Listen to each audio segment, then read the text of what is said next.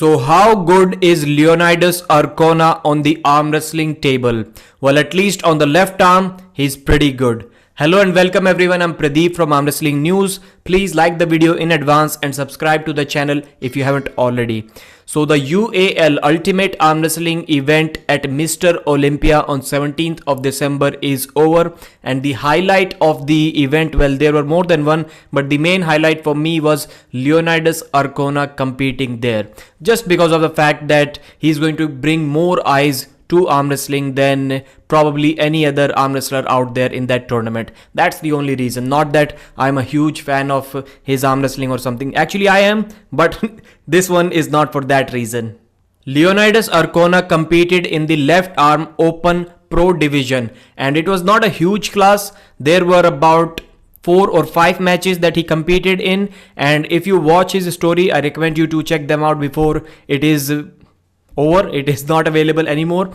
So if we watch those stories, he kind of won everything. He lost one match to a guy to a quick flop press outside of straps, but then in the finals he came back to the finals and he made some adjustments and he beat that guy. So from the stories it looked like he won that class, but then he showed that he won second place. So full story will reveal who was the actual winner. Of course, the other guy was the winner, but how did that happen? I was not able to understand from the stories on his page.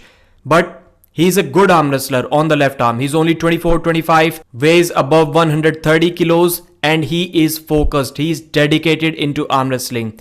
There can be many amazing matches for him. The first name that comes to my mind is Larry Wheels versus Leonidas Arcona. These two can have left and right-handed matches. I know that Engin Terzi has shown interest in inviting both of these. Maybe not against each other or maybe against each other. I do not know that part. But Engin has invited them in the past. But for some reason, both of them were not available. I think that match needs to happen.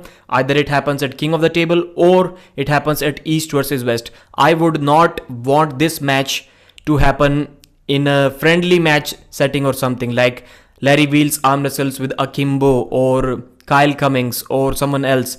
Not that setup. Official King of the Table match, and I think it is going to be awesome. Larry Wheels is the favorite on the right arm. Leonidas is the favorite on the left arm, at least according to me. Kirill Sarychev is another name. He is obviously not as dedicated as Leonidas or Larry to the sport of arm wrestling, but he is equally as strong, at least, as both of them. So he can also be a good mix between these two. If one of them is not available, Leonidas can be replaced by Kirill or Larry can be replaced by him.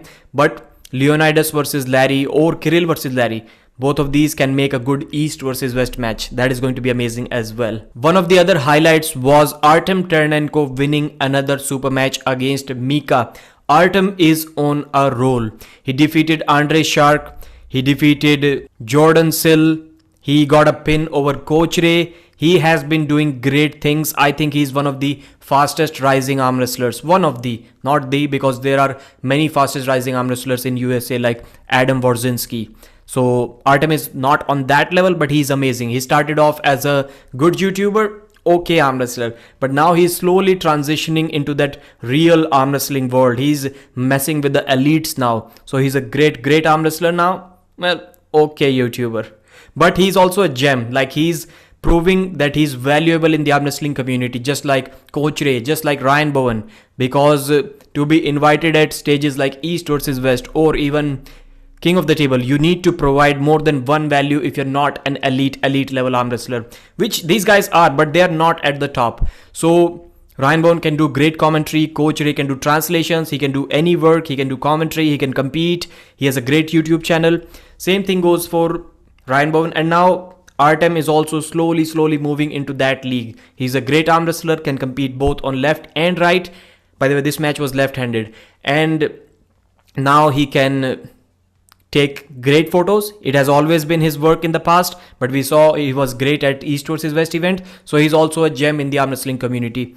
One more highlight was the 16-year-old Australian. His name was Jamie Barrett. That was some amazing stuff from him. I think Ryan Bowen already did a video about it. He pinned Vazgen.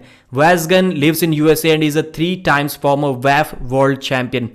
Now that is a big deal. Vazgen maybe he's not in his prime. Of course, he's not in his prime, but he's bigger than the time when he won WAF championships. So probably he's equally as strong. And a 16-year-old boy pinned him. That was just unbelievable stuff. I think more people need to talk about things like that. Not to overhype the young kid, but to show him that he is going to get a lot of support if he keeps on doing great things like that in the sport of arm wrestling.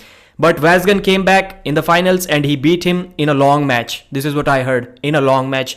But still, to beat him once and to give him a long match in the finals for this 16-year-old kid, that is just amazing. Jamie Barrett, I hope you continue to grow like this and make yourself great in this great sport. Thank you very much for watching this video. Like it, subscribe to the channel. And Old School Labs, they're producing amazing supplements.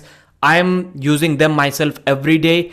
And I've also started to train now. So hopefully you can see the results and then you can make your decision to purchase the supplements with the code AWNEWZ from the link in the description. Thank you very much for watching. Bye.